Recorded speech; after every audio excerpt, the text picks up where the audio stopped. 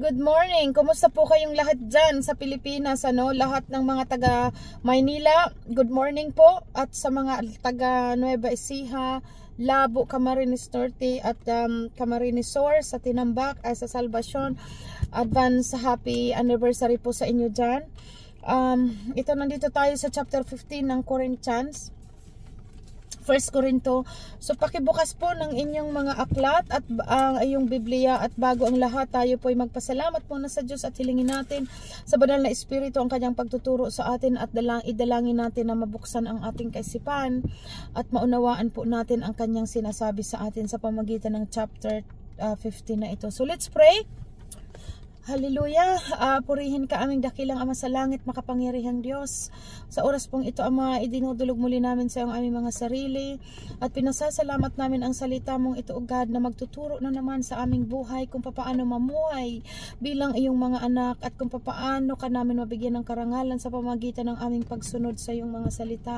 Kaya salamat po, O Diyos, ang iyong kapangyarihan sa pamamagitan ng banal na Espiritu ang tinatanggap po namin na magpapaunawa sa bagay na ito. At tulungan niyo po ang aming mga puso, O God, na magkaroon ng masunuring puso sa iyo. At salamat po sa mga pagpapatawad at sa mga pagtuturo mo po sa amin na malayo sa anumang mga pagkakamali o anumang masama dito sa sanlibutan. Salamat po, O Diyos, pinupuri ka namin, pinasasalamatan namin ang kadakilaan sa aming buhay sa ngalan ng aming Panginoong Hesukristo. Amen.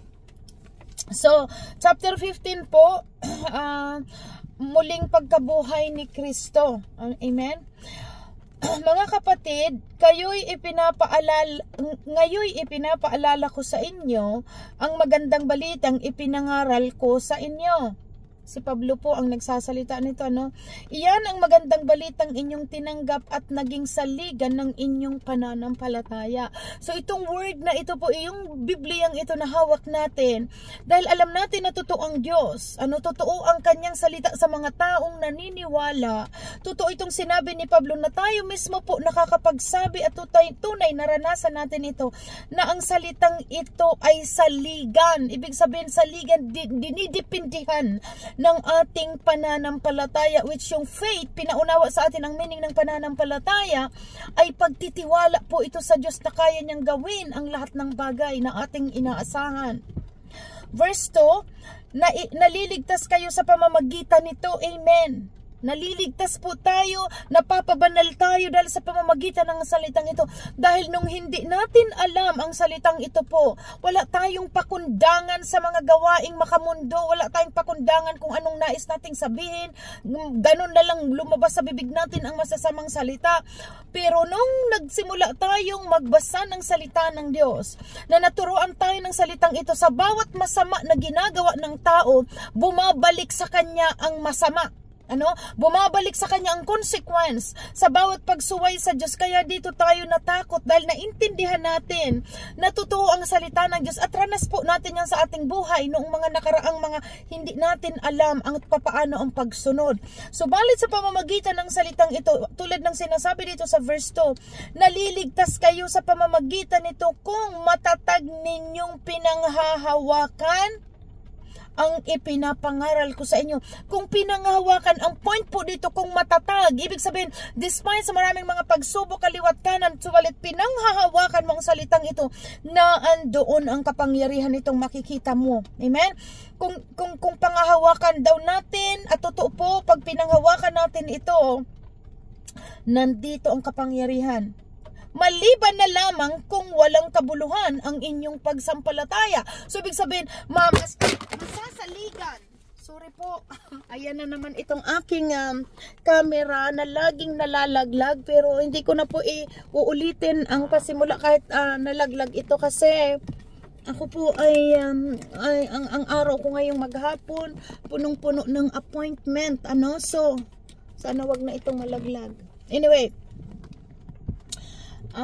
yun po, uulitin kong muli, maaasahan at masasaligan ang salita ng Diyos kung ito daw ay ating pinanghahawakan, maliban na lamang, sabi dito, kung walang kabuluhan ang inyong pagsampalataya.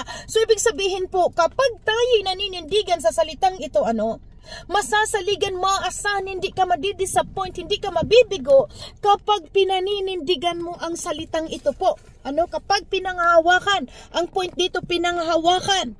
Maliban na lamang daw, teka po, ilalagay ko na nga lang ito dito. I hope na okay lang sa inyo na ganyan, kasi hindi ko na po uulitin talaga ang pag-redo. Kapag redo ko ito, matatagalan tayo. So anyway, pakinggan ninyo po na ang sabi dito, maliban na lamang kung ito'y sabi dito, walang kabuluhan ang inyong pagsampalataya. Wala itong power ang Word of God kung hindi ninyo to pananampalatayanan. Pero kung paniniwalaan ninyo ang salitang ito na andoon po ang kapangyarihan kung panghahawakan po ninyo ang salitang ito. Amen? Yan ang sabi dito ni Pablo. Naliligtas kayo sa pamamagitan nito kung matatag ninyong pinanghahawakan ang salitang ipinapangaral ko sa inyo. Maliban na lamang kung walang kabuluhan ang inyong pananampalataya. Yun po, walang nangyayaring sa buhay ng tao kung ang kanyang napapakinggan hindi niya pinaniniwalaan, o ang kanyang pinapakinggang salita ng Diyos ay hindi niya isinasabuhay. Yun ang walang kabuluhan, sabi dito. Subalit kung ikaw at ako patuloy nang hahawak sa salitang ito po, mangyayari at pinapatunayan ng Diyos ang kanyang kapangyarihan. Sapagkat ibinigay ko sa inyo bilang pinakamahalaga sa lahat ang tinanggap ko rin, na si Kristo'y namatay dahil sa ating mga kasalanan. Alalahanin natin ang kaligtasan natin dahil kay Kristo na namatay at binayaran ang ating mga kasalanan sa pamamagitan ng dugo. Kung ito'y pinaniniwalaan natin at pinangahawakan, ibig sabihin ang paniniwala kasi may kalakip na gawa.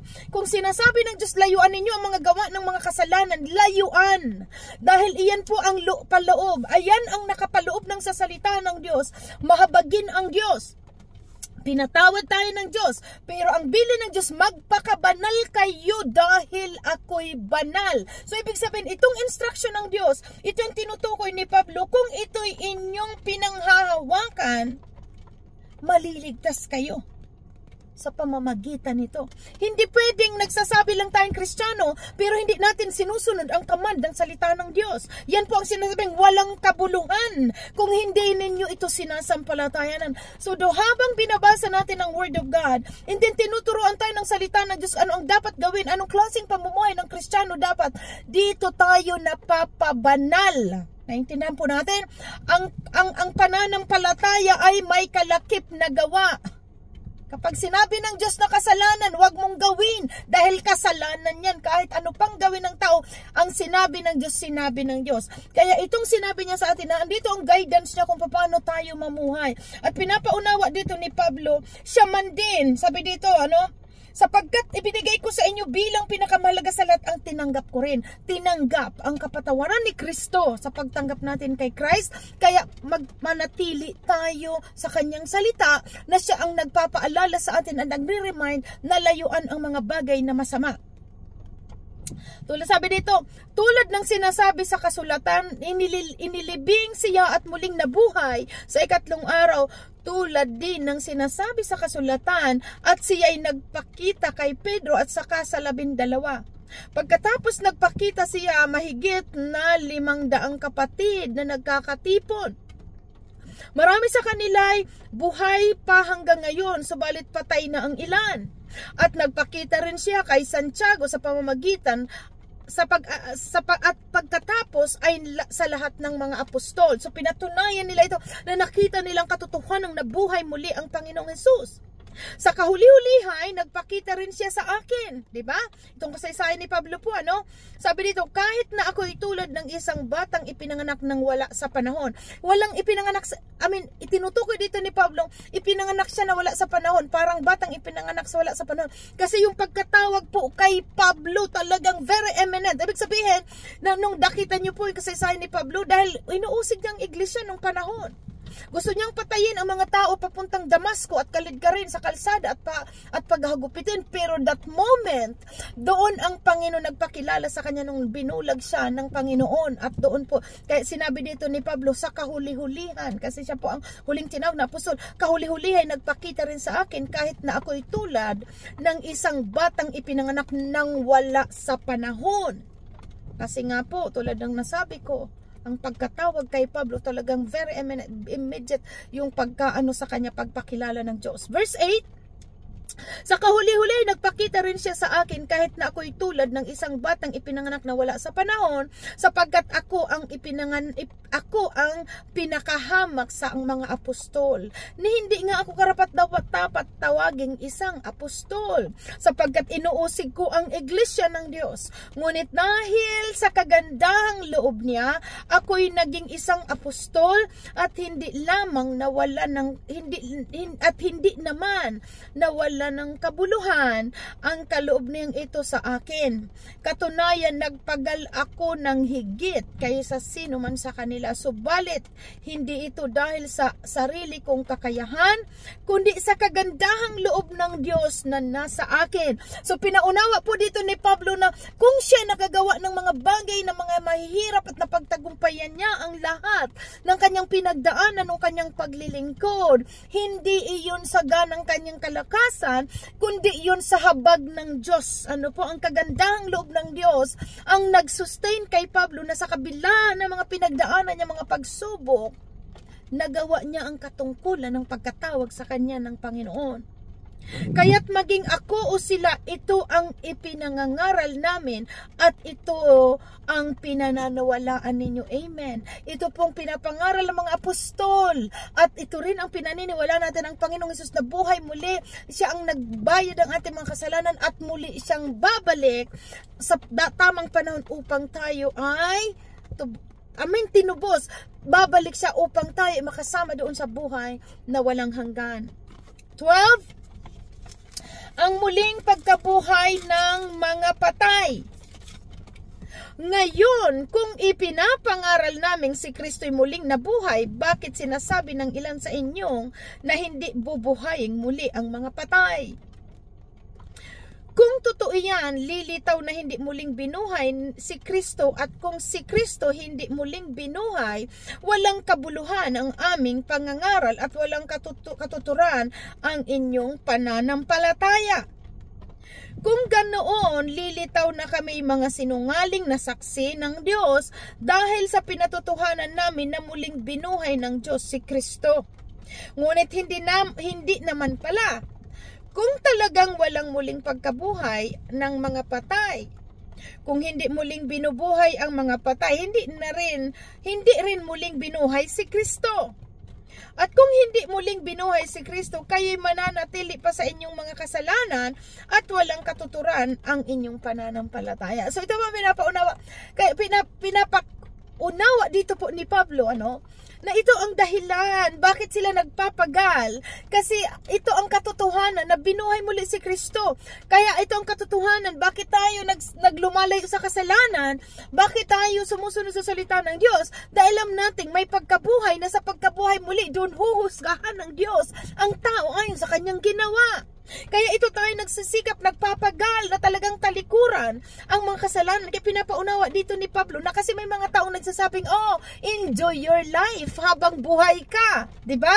So ganun yung mga isipan ng taong hindi na kumikilala sa Diyos, na i-enjoy mo habang buhay ka, kasi kapag namatay ka na, hindi mo na mararanasan yung mga kaligayahan sa mundo, kaya magpakasasa ka na sa kasamaan ng mundo dahil ang paniniwala pag namatay, tapos na. Pero dito pinapaunawa po na may pagkabuhay muli. Muling bubuhayin. Kung si Kristo na buhay muli, bubuhayin tayong muli at doon tayo haharap sa Diyos ng bawat ginawa natin dito sa lupa. Yan. Kaya sabi dito, kaya sila nagsusumikap. Kaya sila sumusunod sa salita ng Diyos dahil may pag-asa sila na kahit sila ay nagpapakahirap, na gumawa ng mabuti, sumunod sa Diyos, may gantimpala sa pangalawang buhay. At babala din ito sa mga taong ayaw maniwala na may muling pagkabuhay, dahil bubuhayin muli pagdating ng araw at doon huhusgan ka kung ikaw ay mapupunta sa impyerno o mapupunta sa langit. Pero ang lahat ng tao, maraming piloso po, mga tao, enjoy your life habang buhay ka. Hindi naiintindihan na kapag natigo ka, pag panahon na babalik ang Panginoong Hesus, doon tayo huhusgahan ayon sa ating mga ginawa. Ayan. At kung hindi muling binuhay si Kristo, kayo mananatili pa sa inyong mga kasalanan at walang katuturan ng inyong pananampalataya. Hindi lamang yan, lilitaw pa na ang lahat ng mga namatay na sumpalatay kay Kristo ay napahamak. Kung ang pag-asa natin kay Kristo ay para lamang sa buhay na ito, tayo na nga ang pinakakawawa sa lahat ng tao. Anong kabuluhan? Kung hindi tayo, wala tayong pag-asa kay Kristo, walang kabuluhan. Sabi dito, walang katuturan ang ating buhay. Kung ganun din lang, di ba? Pero dahil sa may pangako ang Diyos sa atin, kaya tayo dito sumasampalataya. Verse 20, ngunit sa katunayan, si Kristo ay muling binuhay at ito'y katibayan na muli ngang bubuhayin ang mga patay.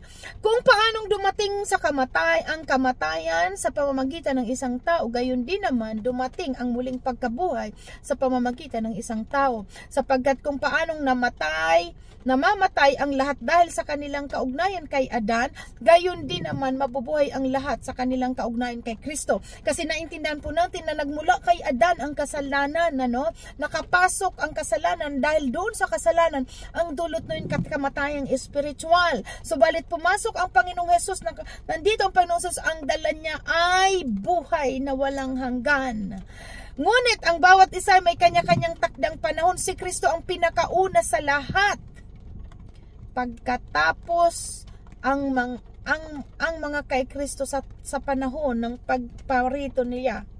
Balikan ko po ang 22. Sapagkat kung paanong namatay ang lahat dahil sa kanilang kaugnayan kay Adan, gayon din naman mabubuhay ang lahat dahil sa kanilang kaugnayan kay Kristo. Ngunit ang bawat isa ay may kanya-kanyang takdang panahon. Si Kristo ang pinakauna sa lahat, sapagkatapos ang mga kay Kristo sa panahong pagparito niya. At darating ang wakas kapag naibigay na ni Kristo ang kaharian sa Diyos Ama, pagkatapos niyang malupig ang lahat ng paghahari, pamahalaan at kapangyarihan, sapagkat si Kristo'y dapat maghari hanggang sa malupig niya at lubusang mapasuko ang kanyang kaaway. Ang kaaway po ditong tinutukoy si Satanas. Ang kahuli-hulihang kaaway na kanyang lulupigin ay ang kamatayan. So, kaya nga, eternal life, after ng buhay natin, magkakaroon tayo ng buhay na walang hanggan, wala na pong kamatayan. At pinatunayan iyon dahil ang Panginoong Hesus ang unang binuhay at wala na siyang kamatayan. Katulad ng sinabi dito, once and for all lang siyang mamamatay at hindi na siya mamamatay na muli. Kaya sino nakipag-isa kay Kristo? Same thing. Mayroong buhay na walang hanggan. Amen? So, ayan. Sapagkat si Kristo dapat maghari sa hari hanggang sa malupig niya at lubusang mapasuko ang kanyang mga kaaway. Ang kahuli-hulihang kaaway na kanyang lulupigin ay ang kamatayan. Verse 27, ganito ang sinasabi ng kasulatan, ang lahat ng bagay ay lubusang ipinailalim ng Diyos sa kanyang kapangyarihan. So napakalinaw po ito. Ngunit sa salitang lahat ng bagay, malinaw na hindi kasama rito ang Diyos na siyang naglagay ng lahat ng bagay sa ilalim ng kapangyarihan ni Kristo. So malinaw, lahat ng bagay ay nasa ilalim ng kapangyarihan ng Diyos. Amen? Ayan po, ang salitang lahat ng bagay, hindi kasama ang Diyos doon. Kasi ang Diyos ang naglalang sa lahat ng bagay. Yan po ang pinapaunawa dito. Ganito ang sinasabi ng kasulatan, ang lahat ng bagay ay lubusang ipinailalim ng Diyos sa kanyang kapangyarihan. Ngunit sa salitang lahat ng bagay, maliwanag na hindi kasama rito ang Diyos na siyang naglagay ng lahat ng bagay sa ilalim ng kapangyarihan ni Kristo. Si Lord Jesus man, lilitaw dito, siya pa rin ang Panginoong Hesus, walang mahigit pa sa kanya. Napakalinaw po dito pag inunawa natin ang verse na ito. Si Lord pa rin, pag sinabing lahat ng bagay, hindi kasama doon si Christ, dahil siya ang nag-create ng lahat ng bagay, ang Diyos. Amen? So ayan, verse 28, at kapag ang lahat ay nasa ilalim na ng kapangyarihan ng anak, which is ang Panginoong Hesus, ipapailalim naman siya sa kapangyarihan ng Diyos. Malinaw. Because of Christ, nakalapit tayo sa Diyos. At dahil sa Panginoong Jesus, bilang nagpakitang dito, anak ng Diyos tayo na sumunod sa Kanya, tayo man din, katulad ng sinasabi dito. At kapag ang lahat ay nasa ilalim ng kapangyarihan ng anak, ipapailalim naman siya sa kapangyarihan ng Diyos na naglagay ng lahat ng bagay sa ilalim ng kapangyarihan niya. Sa gayon ang Diyos ay mangingibabaw sa lahat. Purihin po ang Diyos. 29. Kung hindi gayon, ano ang halaga ng pagbabautismo ng mga tao para sa mga patay? Kung talagang hindi bubuhayin muli ang mga patay, bakit nagpapabautismo ang mga tao alang-alang sa kanila? So yun po, bakit nagpapabautismo ang mga tao ngayon? Bakit nagsisimba kung hindi sila naniniwala na si Kristo muli mabubuhay? Walang kabuluhan na magsisimba ka, di ba? Na hindi ka naniniwala na pagdating ng araw bubuhayin muli at doon huhusgahan ang mga ginawa ng tao. Ano? So ayan, kaya ito pinapaunawa ni Pablo, abay matuto tayong sumunod sa salita ng Diyos dahil ito'y totoo. Amen? Sabi dito, verse 30, at bakit pa kami nalalagay sa kapanganib sa lahat ng oras? Walang araw na di kami nabibingit sa kamatayan, mga kapatid. Sinasabi ko ito sapagat ikinararangal ko kayo alang-alang kay Kristus na ating Panginoon. So ibig sabihin, sabi ni Pablo dito, anong kabuluhan kung kami anong pang kabuluhan na nagpapakahirap kami nangangaral, nabibingit kami sa kamatayan, kung wala namang pagkabuhay, kung wala talaga, kung hindi totoo ang sinasabi ng salita ng Diyos. Pero dahil alam nila at nakita nila, nakasama nila ang Panginoong Jesus at alam nilang nakitang nabuhay muli, kaya ginagawa nila ito at pinananampalatayan. Dahil totoo, maging tayo, alam natin na may kapangyarihan ang salitang ito sa ating buhay. Amen? Verse 32. Ang pakikipaglaban ko sa mababangis na kaaway sa Efeso ay para sa tao lamang. Ano ang mapapala ko, 'di ba? Yun ang sabi ni Pablo, anong kabuluhan ng ako'y nagpapakahirap doon kung ito'y para sa tao? Ano? Kung hindi rin lamang bubuhayin muli ang mga patay, mabuti pa sundin na lang natin ang kasabihang ito'y kumain, tayo uminom, sapagkat bukas tayo mamamatay. Ano pong sinabi ko kanina? Kung walang kabuluhan ang salita ng Diyos at hindi totoo, ay sasabihin tayo, halika na, magpakalasing na tayo, magpakasasa na tayo. Pero dahil sa alam natin na babalik sa atin ang mga ginawa natin, natuto tayong lumayo sa kasalanan dahil alam natin na huhusgahan tayo ng Diyos pagdating ng araw. Yun, yan katotohanan. Kaya itong sinasabi dito ni Pablo, totoong may kabuluhan ang kanilang ginagawa. Ano? Na sinasabi dito, maniwala tayo. Kaya dito tayo natakot na talagang hindi tayo magpapatuloy sa pagkakasala. May pagdating ng araw, katawan mo lang ang parurusahan. Diba? Verse 33, huwag kayong paluloko, ang masasamang kasama ay nakakasira ng mabuting pagkatao. Ibig sabihin, mga kasama-sama nyo, mga adik, mga gawain makamundo na nakakahawa baga po. Yung dati kang ayaw mo nang uminom, ayaw mo nang manigarilyo, hindi makakasalubilo, may mga talamak sa ganong klase ng bisyo, mapipilitan ka, madudungisan ka. Ang kasama mo mga chismosa, pag nakakita ka, nakasama ka, ang pag-uusapan mga chismis, nakakabuntog ka. Diba? Ang mga kasama mo, lahat mga pariwara, lahat mga barumbado, kapag nasabak sila sa trouble, damay ka. So ito po ang ibig sabihin dito, huwag kayong paluloko, ang masasamang kasama ay nakakasira ng mabuting pagkatao. Naiimpluwensyahan tayo ng masama, kaya tinuturuan tayo ng Panginoon. Piliin nyo ang dapat yung laging kasama-sama, kasi totoo po yun. Kapag ang best friend mo chismosa, wala kayong ginawa pag nagkita kayo, magchismisan kayo. Kapag ang kaibigan mo sugarliro, sabungero, wala kayong ibang inisip saan kayo maghahanap ng sabungan. Kasi kung anong kasama-sama mo, yun din ang gagawin mo. Diba? Kaya ang salita ng Diyos, tinuturuan po tayo ng Word of God na malayo sa pagkakasala. Katulad ng sinabi kanina ni Pablo, ang salitang ito ay masasaligan na ito ang magbibigay sa atin ng kaligtasan, kasi habang tinuturuan tayo ng Word of God at sinusunod natin ito, nalalayo tayo sa pagkakasala. At alam natin na ang pagkakasala, ang dulot nun ay kamatayang espiritual. Diba? So, huwag kayong paluluko, ang masasamang kasama ay nakakasira sa sa mabuting pagkatao. Magpakatino kayo at talikuran ang pagkakasala. Ang iba sa inyo hindi kilala ang Diyos. Sinasabi ko ito upang mapahiya kayo. Yan, iwasan po mga dating mga iba minsan kasi iniisip na ito ay pakikisama, baka magtampo siya o baka sabihin iba na ako kaya hindi na ako nakikisama. Alam niyo po, ang sabi sa atin ng Diyos, wag tao ang ating bigyan ng parangal. Wag ang taong isipin natin dahil ang tao na yan, kahit ano pang gawin mong mabuti sa tao na hindi kumikilala sa Diyos, pagdating ng araw, masama ka pa rin sa paningin ng tao. Ano? Pero ang Diyos na may hawak ng lahat ng bagay, kapag ginagawa natin mabuti, bumabalik po sa atin. Ibinabalik niya ang pagpapala sa atin kapag sinusunod natin ang kanyang utos, at ang bawat utos niya, ikakabuti po natin. Kaya ang daming natutrubol, ang daming nasasali sa mga magugulong pamumuhay dahil na-influensyahan ng mga kakilalang masasama. Masasama na talaga naman, di ba? So, iyan. So, anyway, may tawag ako pero continuous po tayo. Verse 20, ayan, 35. Ang uri ng katawan sa muling pagkabuhay. Ito na po ang new body. Ano?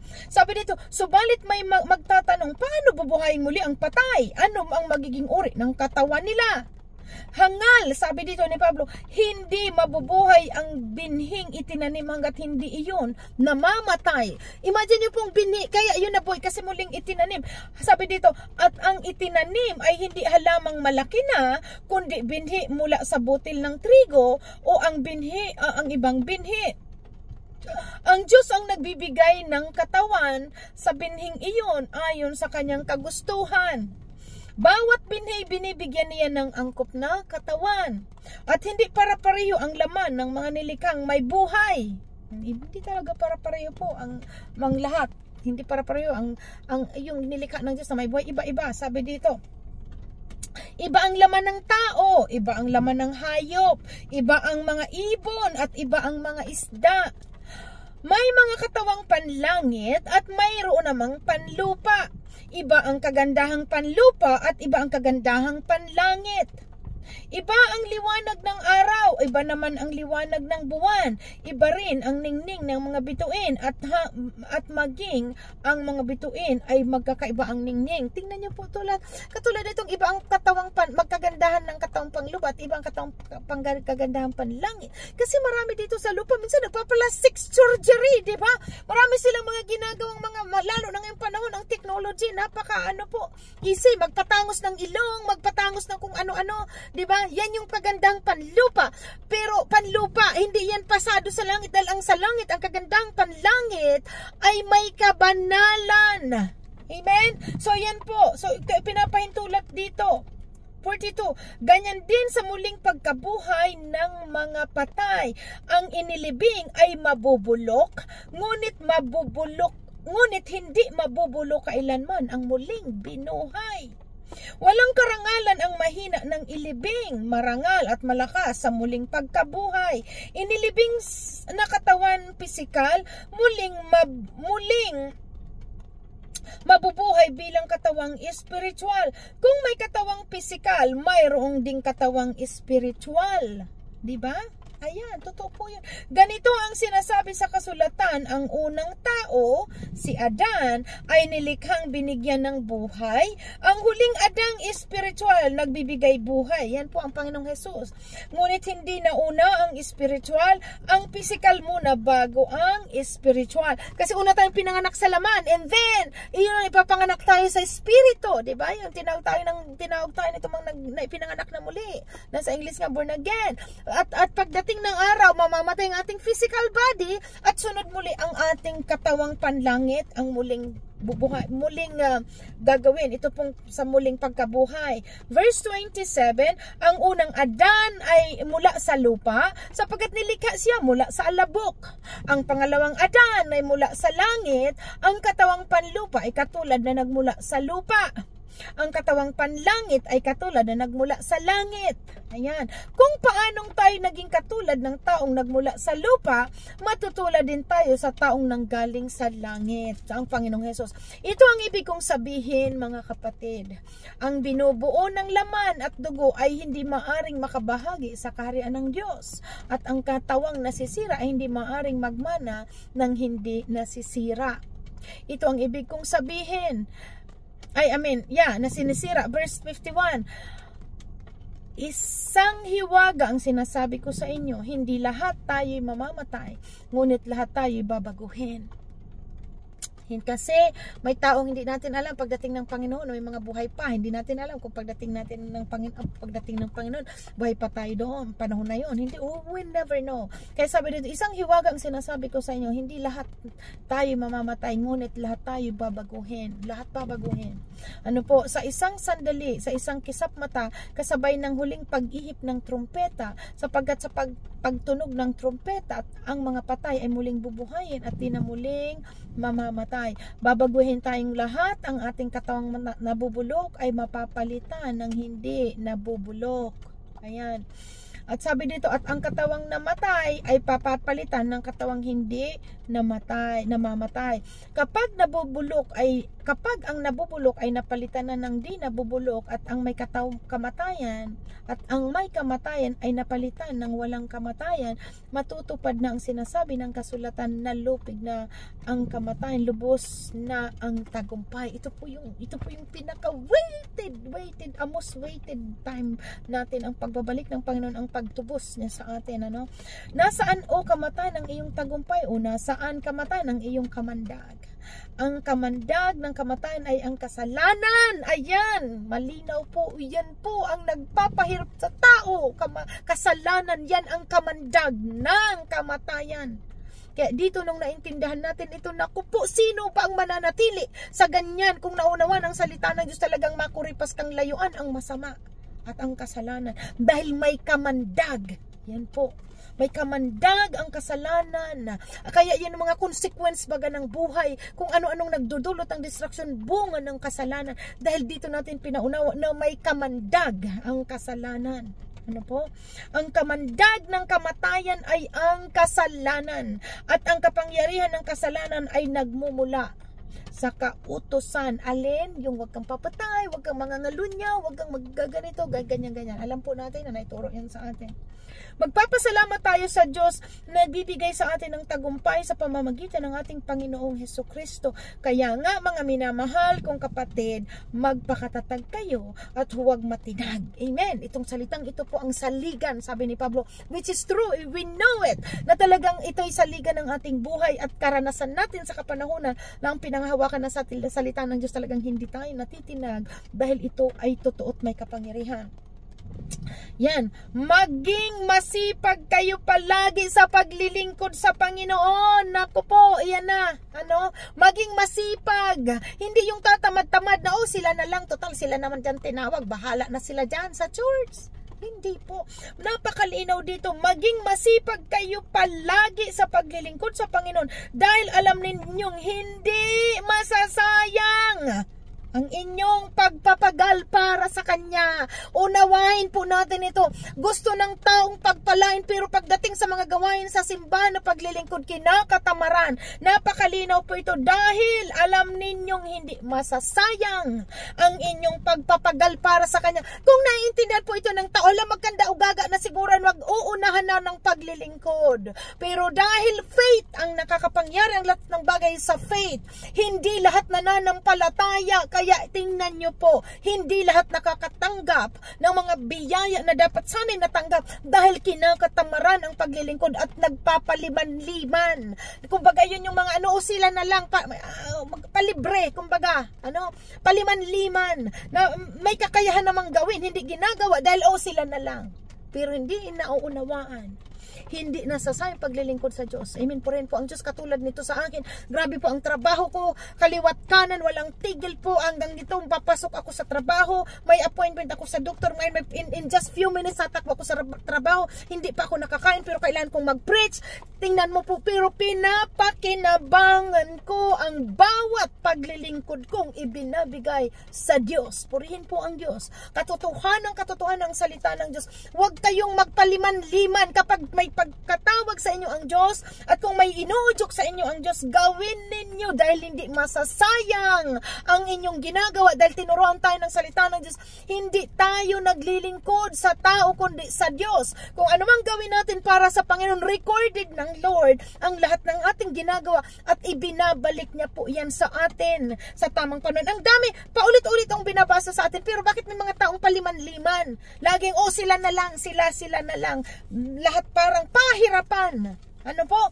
Pero hindi nauunawaan ng katulad na sino. Maging masipag kayo palagi sa paglilingkod sa Panginoon dahil alam ninyong hindi masasayang ang inyong pagpapagal para sa Kanya. Purihin po ang Diyos. Diyan ako magtatapos. At ito nga, tulad ng sabi ko, sa kabila ng kabisihan ko, kagabi natulog ako madaling araw dahil sa dami ko, both side, trabaho, mga biyahe, at the same time nagtuturo sa Bible study, and ngayon andito ako ngayon. Pero bakit andito yung kagalakan? Dahil talagang ginagawa natin ang lahat, kasi alam ko and alam nating lahat ang ating ginagawa ay hindi masasayang. Purihin po ang Diyos. Glory to God. Hallelujah. Salamat po aming Diyos na banal sa mga salitang ito, Ama.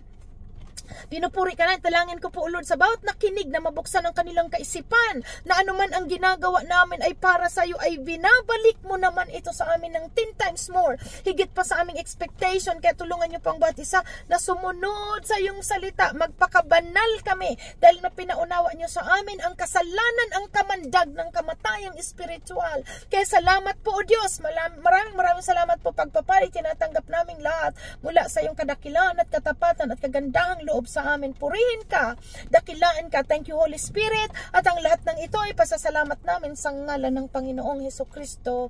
Amen. God bless. Bye-bye.